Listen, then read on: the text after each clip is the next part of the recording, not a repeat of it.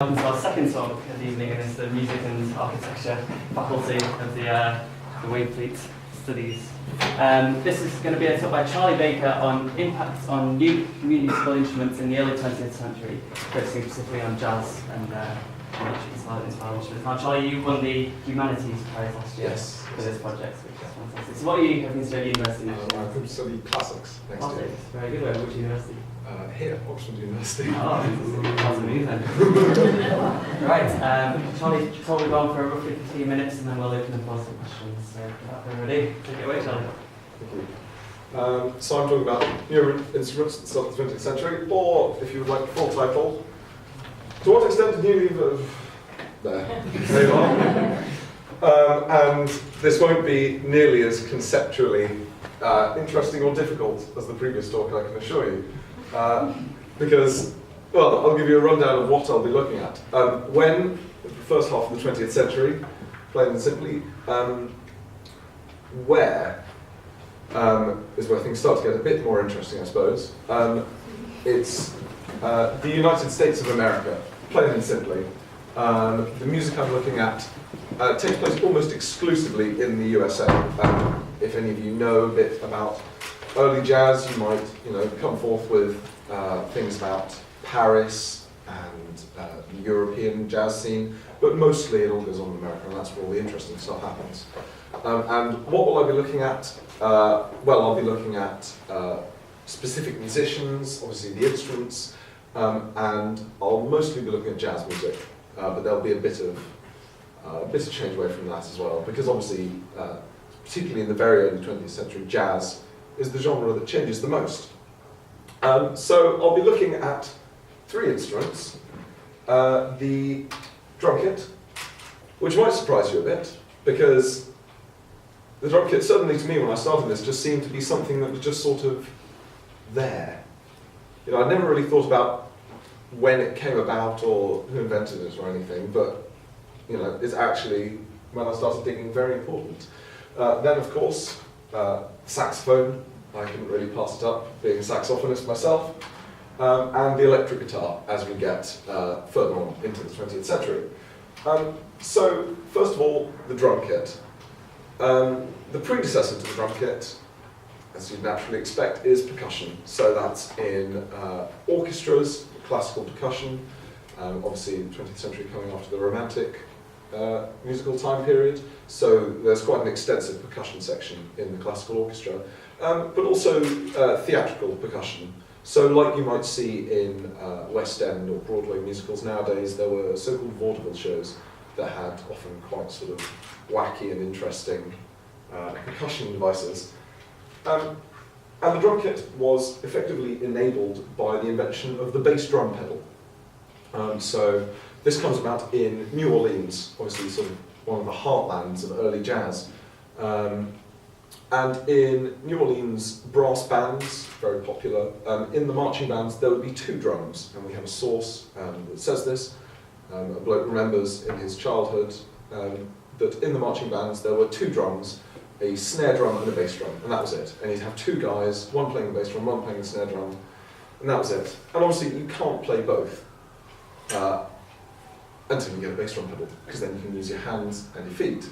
And this was invented in about 1894. There are, interestingly, sources contradict each other quite a bit as to when exactly it was invented. But I can draw your attention to this photo of the John Robichaud Orchestra, an early jazz group. You can see John himself there, sitting with the violin, with his band all assembled. And there's a whole story behind this photo, but I won't go into it. And as you can see, there's the drummer, a guy called Edward, or D.D. Chandler, and you can see him here, seated with his bass drum pedal. I think it's on the left there. Of course, the photo's quite poor quality, so you can't really see, but trust me, it is there. And this photo was taken in about 1897, I think. And so, whereas some sources say 1905, it's around the sort of just before the turn of the century sort of time. So what does it mean, really, having a bass drum pedal and having a drum kit? Well, the most obvious thing is we have one drummer. You can use your hands for the snare drum, You can use your feet for the bass drum to begin with, certainly. And as time goes on, they add cymbals, they add other drums, they add toms and all of this, and it gets more interesting. But effectively, the core is you have one drummer who can play multiple drums. And this means you don't need any written parts like you'd have in an orchestra. You don't need communication with players. I don't know much about New Orleans brass bands. I still, but maybe the snare drummer and the bass drummer would have, a signal of, winks and eyebrow raises for communicating about how they would, how they would play and how their playing would work. But you don't need that, of course, with one drummer. He can coordinate himself.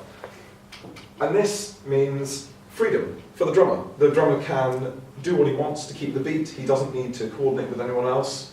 He is a law unto himself, effectively. And this, of course, means solos. You can't play a trumpet solo, for example, if you're operating the keys and someone else is blowing. It doesn't work. And slightly odd analogy, perhaps, but it's the same thing with drums. You can't do a solo if there are multiple people playing all the different drums. And then, of course, this in turn means the drummer is important. The drummer isn't the guy who sits in the back bashing away his drum to keep time like on some sort of big rowing galley. He's interesting, he can be dynamic, he can respond to things. And so you can have these groups where there's communication between not the drummers, but between the drummer and the band. And there's dialogue there, and it leads to much more interesting music and beat keeping. Perhaps it leads to smaller groups as well. Obviously fewer percussionists, but maybe the drummer not having to have parts frees the rest of the band for parts, so we can have small groups. Maybe, that's just speculation. So, I've come to the first interactive bit of my talk, interactive. I'm going to play you a recording called After You've Gone by, I think it's Johnny Dodds and his Black Bottom Stompers. Oh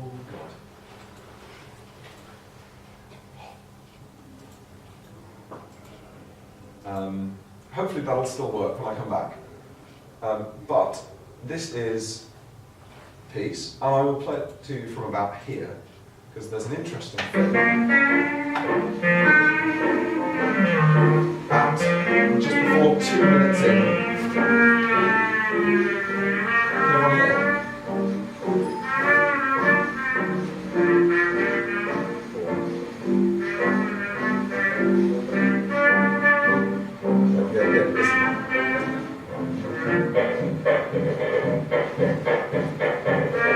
There we are.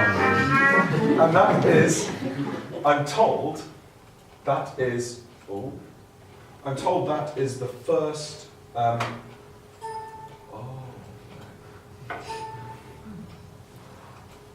Close that. Close.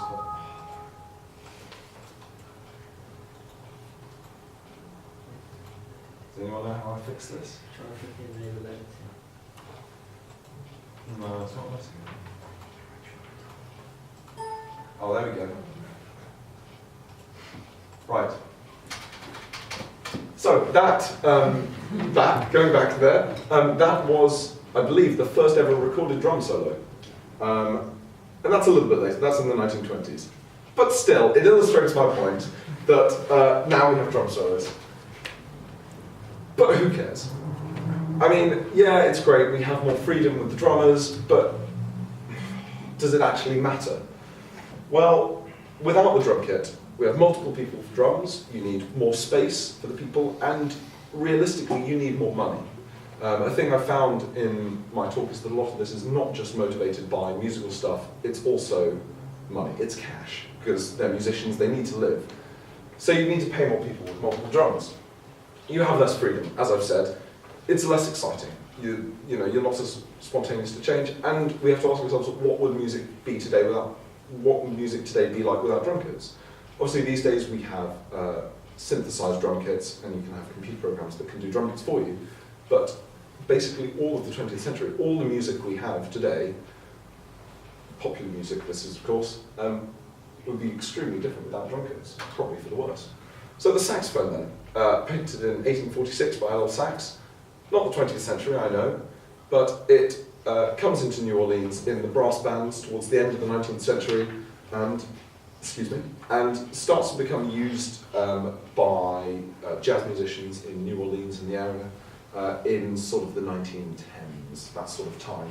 So early 20th century again. And its predecessor is the clarinet, as you might expect. However, there's an issue with the clarinet, which is that while it's all fine and good, it has its place very firmly laid out in the traditional Dixieland New Orleans jazz band, which I'll show in a second. So one of the early pioneers is this man, Sidney Bechet. He's a clarinetist to begin with, very good one, and he takes up the soprano sax. Little saxophone, usually straight, same size as a clarinet. So he takes up this and he starts using this instead of the clarinet. So I'm now going to play you another recording, hopefully with less issues, called Wildcat Blues. Just a short bit, and hopefully you will be able to hear the soprano sax on it. And this should illustrate my points going forward.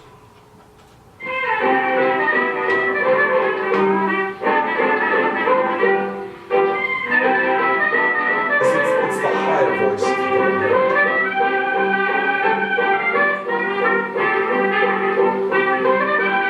it. So what you can hear there is that it's a really central sound to the sound of the band there. You know, it almost overpowers the trumpet, which is interesting. Because good things about the saxophone are it's easy to learn. Leah is here, took up the saxophone in a couple of weeks and played in the school musical earlier this year. It's, you know, it is easy to learn, you know, even compared to the clarinet.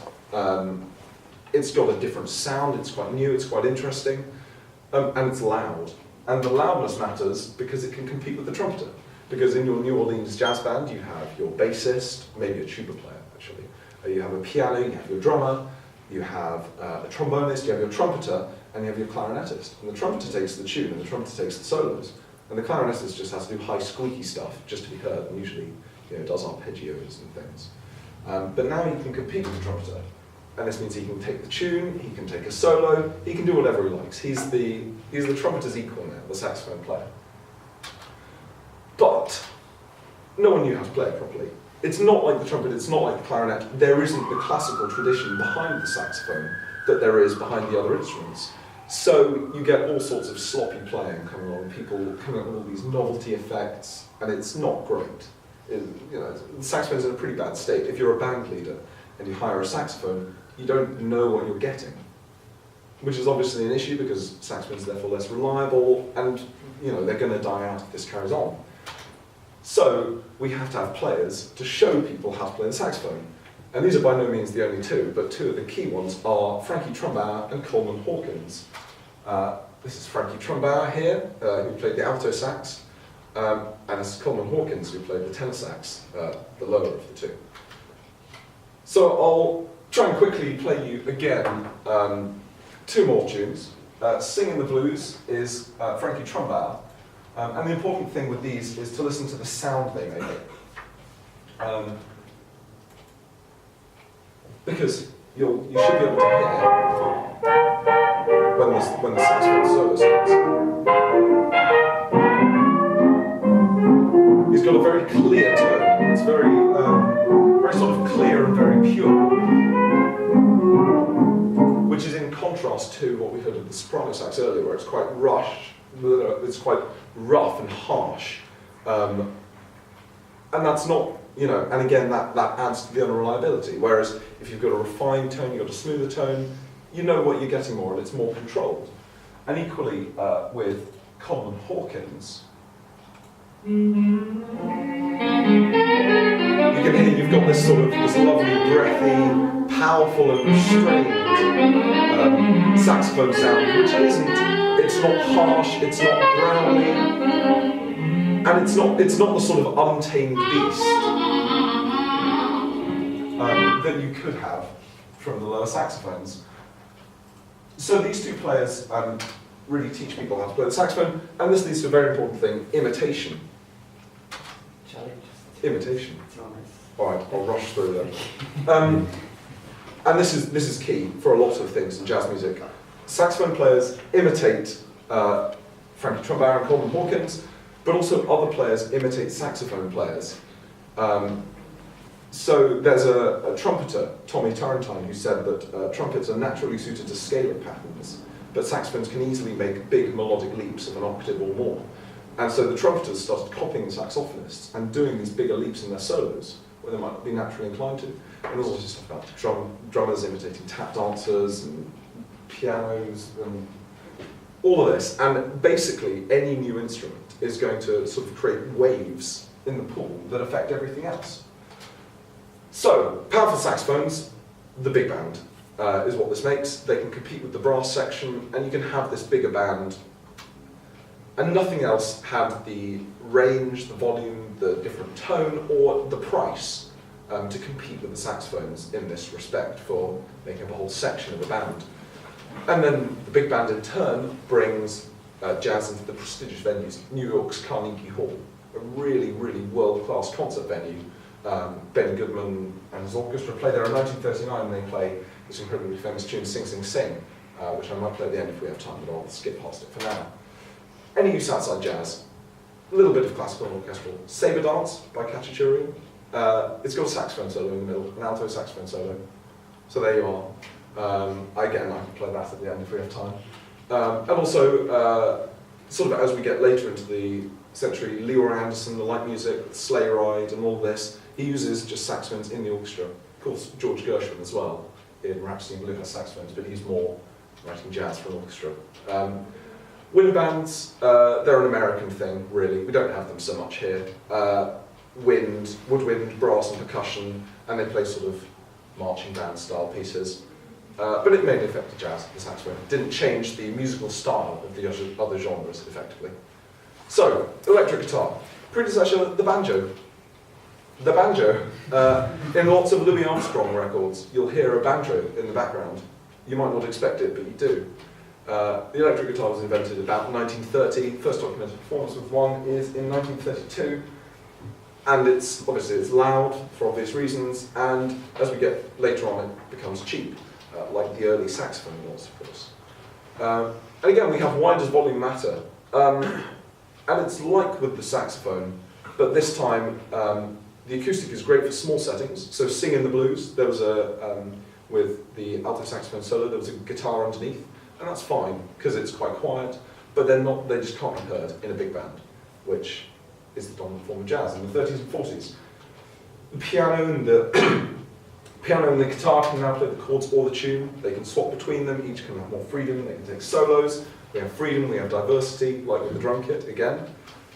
And so there are two pioneering players, Eddie Lang, who was on that recording singing the blues, and Charlie Christian, who played with Benny Goodman's big band, again from the Carnegie Hall concert.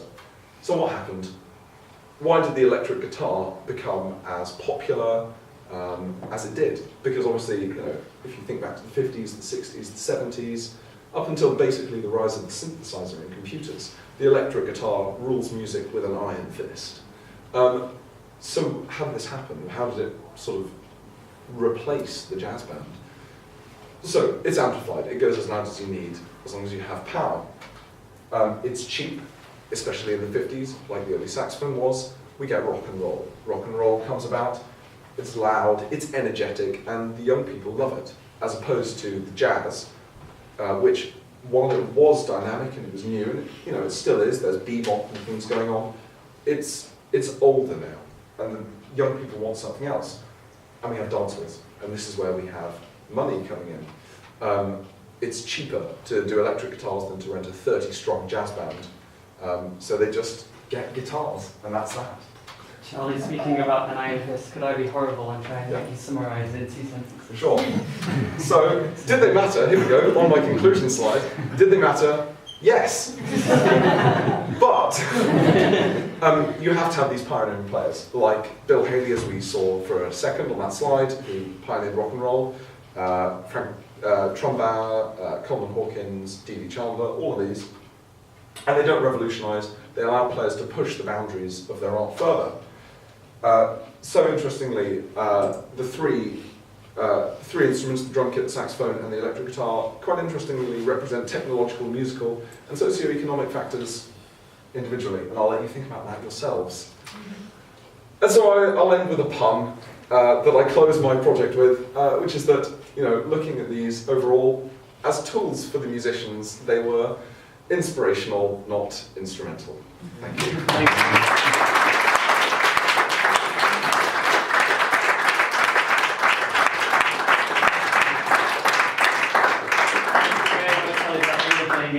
Now we've got, again, around about, let's say 4 or 5 minutes for questions, so would anyone like to kick us off with any questions for Charlie? Yes, David? Are there any differences between the term jazz and the term blues, and if so, what differentiates the two? That's a very good question. Blues,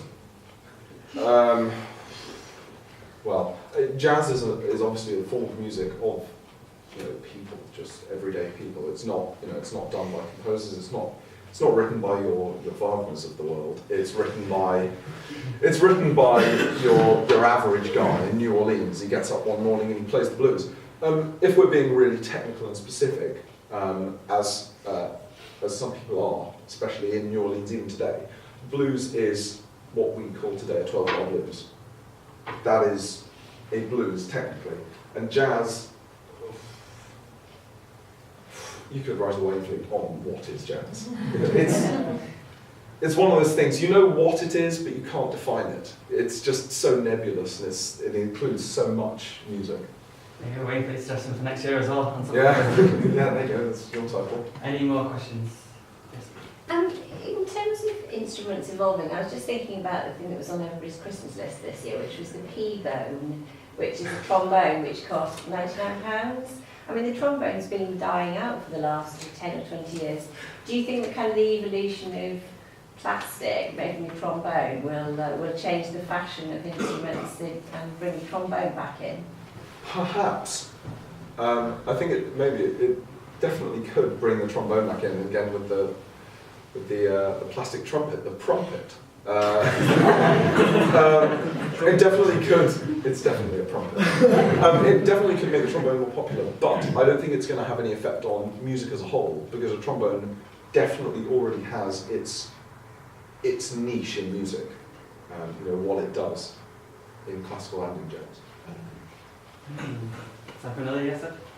The people need to hear sing, sing, sing. The people need to hear sing, sing, sing. Have we got time? Any further questions? Maybe we can have that on the way out. Yeah. Yes, yeah. In sort of 20th century jazz bands, how much of the importance of trumpets was lost due to the rise of these kind of more solo instruments like saxophone and perhaps electric guitar playing?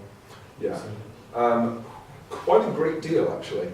As I said, in the Dixieland bands to begin with, the trumpet plays the tune, the trumpet takes the solos, and that's the way it is, pretty much. I say trumpet, sorry, it's a cornet. Up until about the 1930s, they play cornets, not trumpets, which are slightly shorter, have a slightly different sound.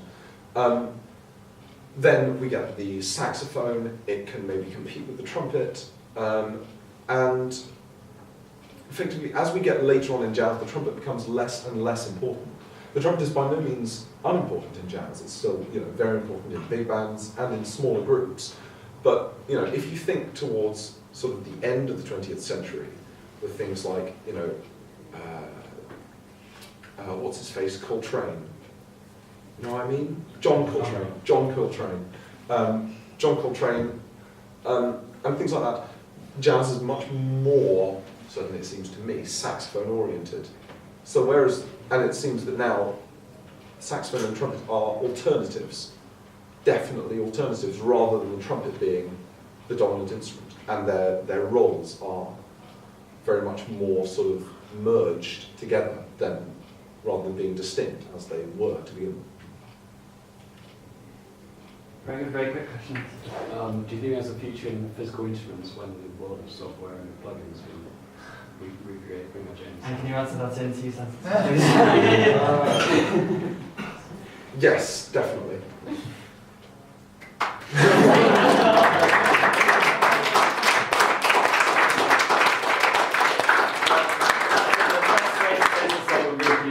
get sing on and play us out, Charlie. Thank you very much again Thank you. for a wonderful presentation. Thank you.